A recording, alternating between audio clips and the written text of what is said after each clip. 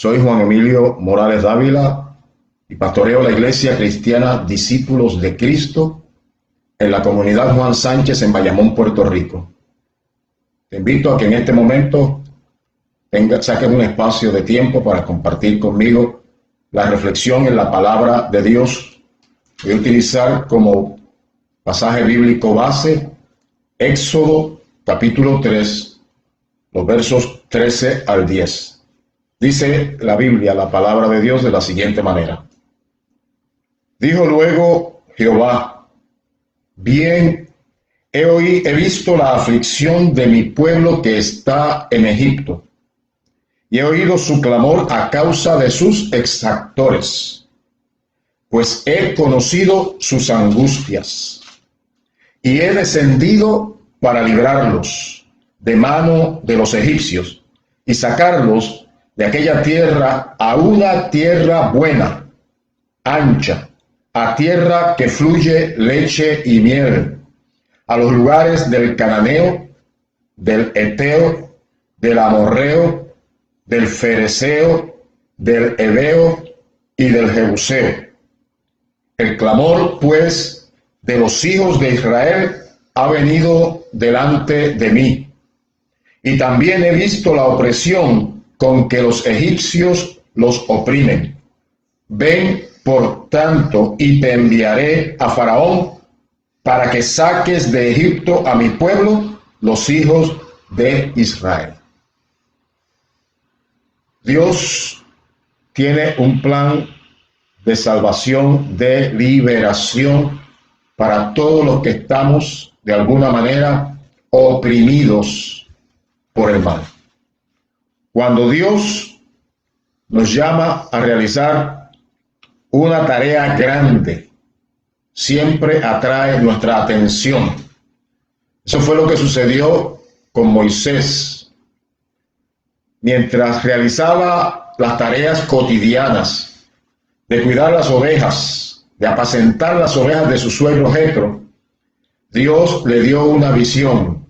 Moisés fue en ese proceso por el desierto de caminar a buscar lugares donde hubiese pasto, donde hubiese agua para las ovejas, y de esa manera llegó a Horeb, conocido como el monte de Dios. La Biblia destaca que estando allí tuvo una visión. Apareció una zarza ardiendo. Era costumbre que los arbustos secos que el viento le daba y lo llevaba de un lugar a otro, por una combustión espontánea por causa del calor del desierto, se encendieran. Sin embargo, este arbusto estaba encendido y había algo totalmente diferente. Mientras estaba la llama en ese arbusto, el arbusto no se quemaba, no se deshacía. Y esto llamó la atención de Moisés. Y cuando se acercó para ver, Dios le habló desde esa zarza y le dijo: no te acerques, quita el calzado de tus pies, porque el lugar que pisas es santo. Y es que el lugar había sido santificado por la presencia misma de Dios.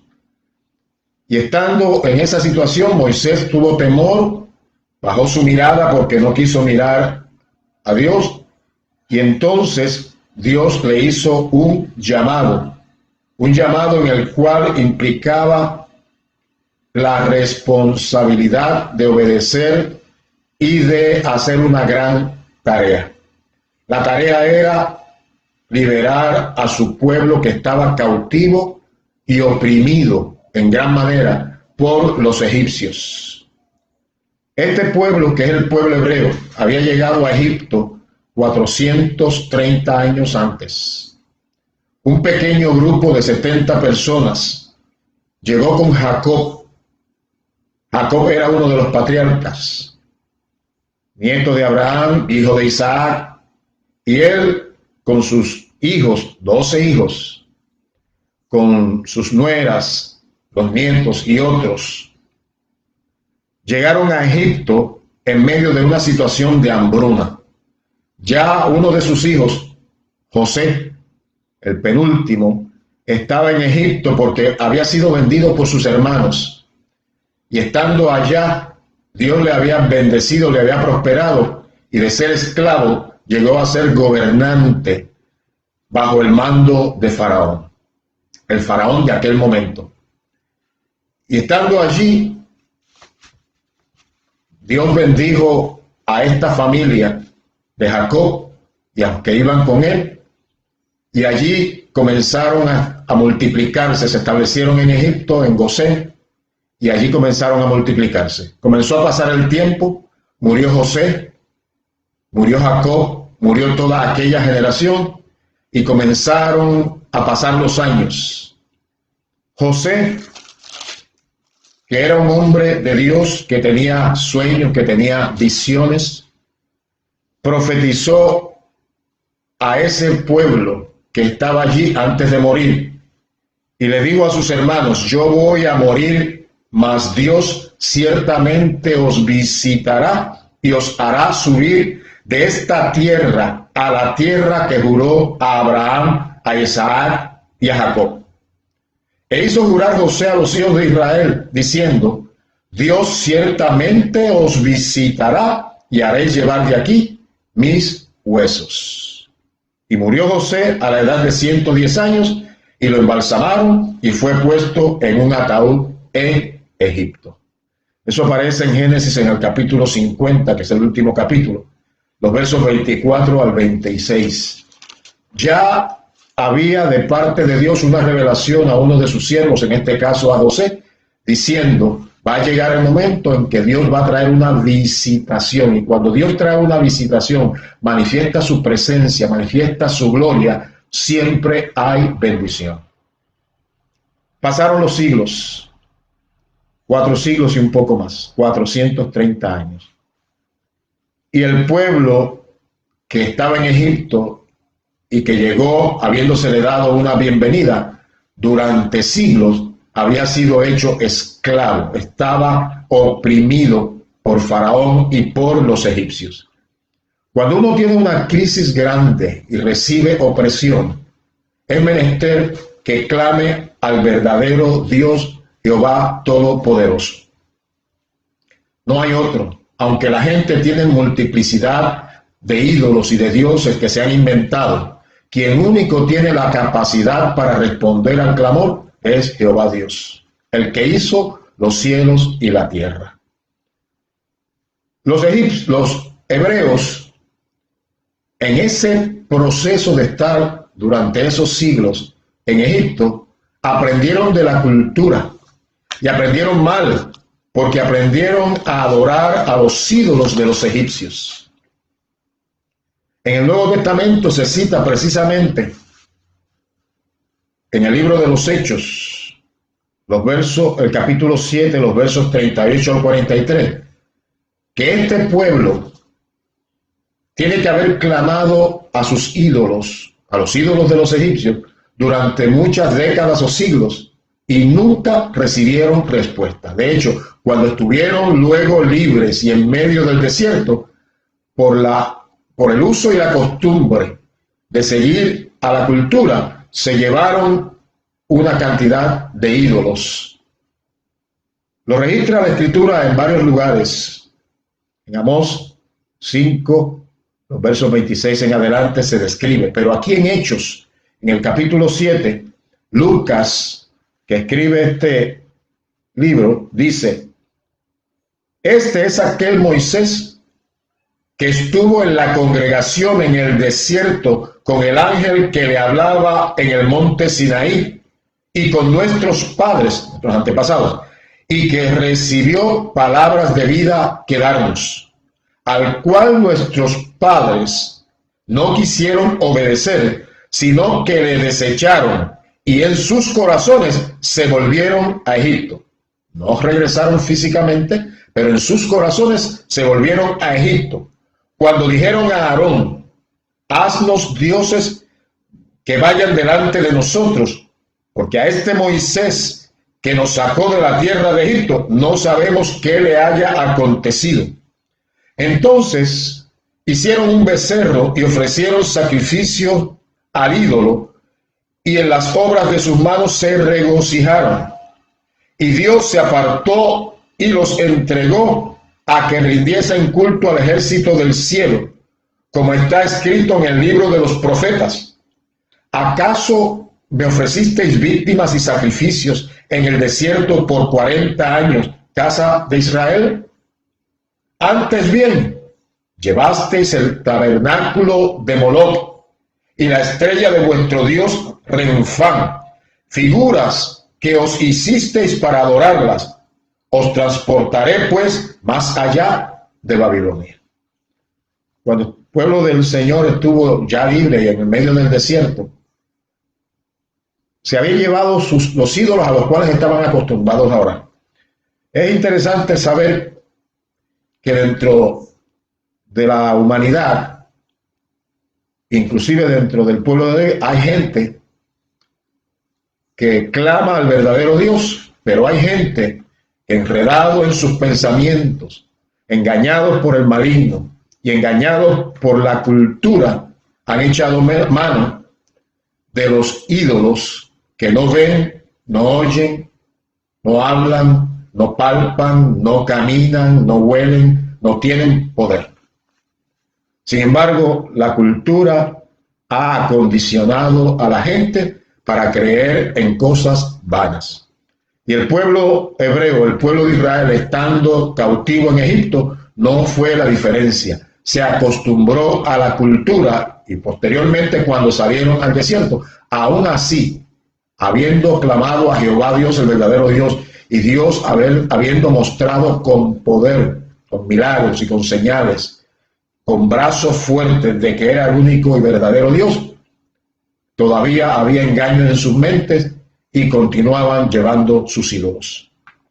No, esto pasa igual en nuestros tiempos. Hay gente que prefiere creer en cosas vanas y no en aquel que hizo los cielos y la tierra. Cuando durante siglos clamaron a sus dioses y no hubo respuesta, es evidente que hicieron memoria del Dios de Abraham, de Isaac y de Jacob, sus antepasados, sus padres, como dice la Biblia.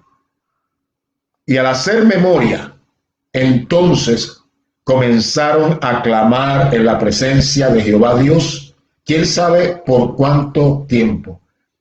Dios que conoce nuestros corazones, que es paciente, que sabe cuándo es el momento oportuno, porque nosotros los seres humanos le demostramos genuina fe, genuina confianza y reconocemos que la única ayuda proviene de Él. Es en ese instante donde Dios interviene y hace proezas, hace milagros y actúa en nuestro favor.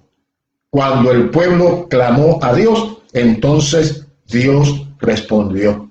Leímos ahí en Éxodo, en el capítulo 3, que cuando Dios se le revela a Moisés y lo llama para que sea líder y traiga la liberación a su pueblo escogido, al pueblo hebreo, al pueblo israelita, Dios le habló claramente, dice la Biblia, dijo luego Jehová, bien he visto la aflicción de mi pueblo que está en Egipto, y he oído su clamor a causa de sus exactores, pues he conocido sus angustias. Y he descendido para librarlos de mano de los egipcios y sacarlos de aquella tierra a una tierra buena y ancha, a la tierra que fluye leche y miel. Dios escuchó el clamor de su pueblo. Y cuando escuchó, hizo manifiesta su presencia para liberarlos, para salvarlos, para quitar la opresión y la cautividad. Y para eso entonces, como respuesta al clamor del pueblo, llamó a Moisés y le dio una visión.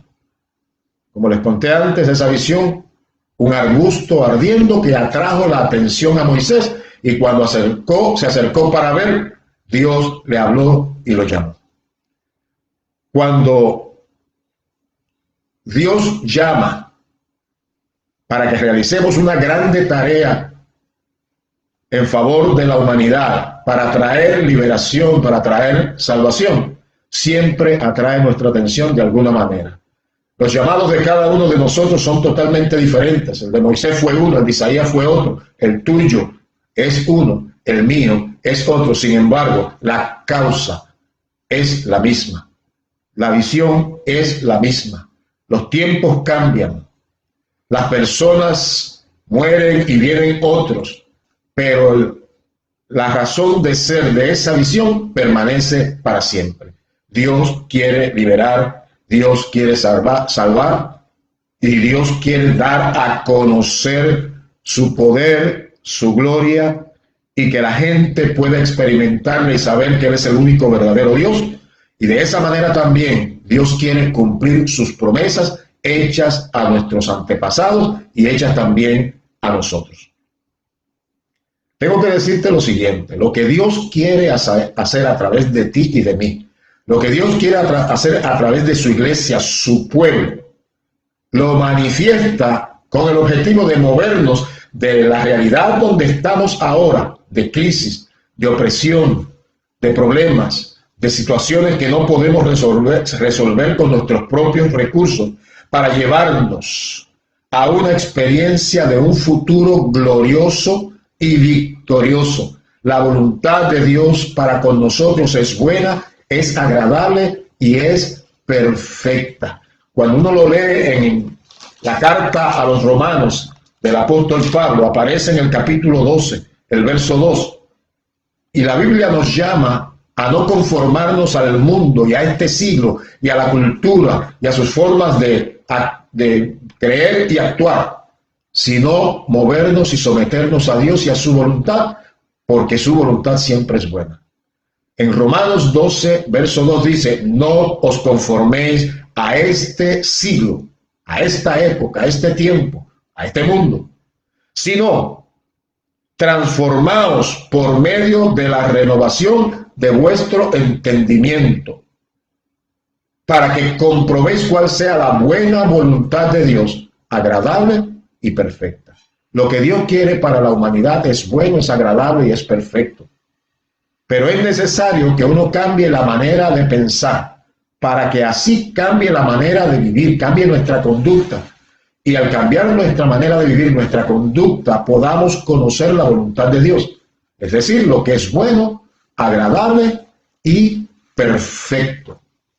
Dios tiene planes para con nosotros, la humanidad, y son de bien, no de mal. Son de paz, son de salvación, son de liberación. Lo ha hecho así desde el principio. Su voluntad siempre es buena. Lo que Dios quiere hacer a través de ti y de mí y de la iglesia que somos del Señor, lo hace con el objetivo de que caminemos en dirección a aquello que es su propósito, y al cumplirlo, entonces sus promesas se hagan manifiestas y venga la bendición, venga la liberación, la salvación, y así podamos vivir en perfecta y plena paz delante del Señor. Dios tiene un llamado específico para cada ministro, porque quiere movernos de nuestra realidad actual a una experiencia de victoria y bendición. Dios tiene también una visión para cada iglesia local, para cada concilio o denominación, para cada ministro del evangelio. Y lo hace no solamente para un nivel local, sino también para el nivel internacional y nivel mundial, porque lo que uno hace y el otro hace en diferentes lugares redunda en el cumplimiento del propósito de Dios para con toda la humanidad.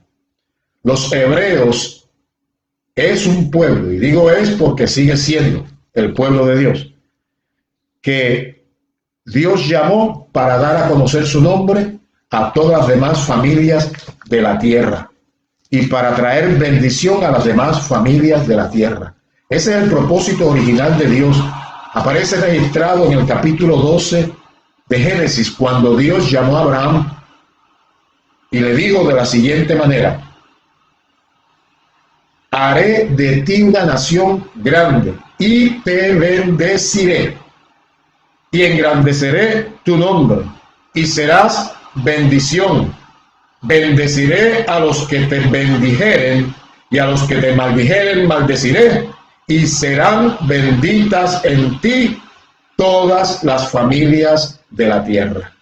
Cuando Dios llamó a Abraham, el patriarca, lo hizo para crear un pueblo para sí, y ese pueblo, que es un pueblo escogido, llamado por Dios, para que entonces las demás naciones recibieran el testimonio de esta nación, el testimonio del Dios grande y todopoderoso interviniendo en el pueblo hebreo, y así dar a conocer su nombre, y que otras naciones tuvieran el beneficio de ser bendecidas. En el tiempo entonces, ya siglos después, cuando el pueblo hebreo, el pueblo llamado por Dios, el pueblo escogido, estaba sufriendo, padeciendo la opresión de los egipcios y de Faraón, su rey, su líder, Dios oyó el clamor del pueblo y respondió confirmando sus promesas a los antepasados. Cuando llegue el cumplimiento del tiempo para que la voluntad de Dios sea hecha, para que se manifieste de manera específica, concreta, lo que Dios quiere hacer, Dios llama personas que sirvan como líderes, hombres o mujeres que puedan cumplir su propósito. Dios siempre dará a conocer su voluntad, pero es responsabilidad de aquellos a quien Dios llama darla a conocer a otros y procurar que esa visión, que esa voluntad de Dios se realice.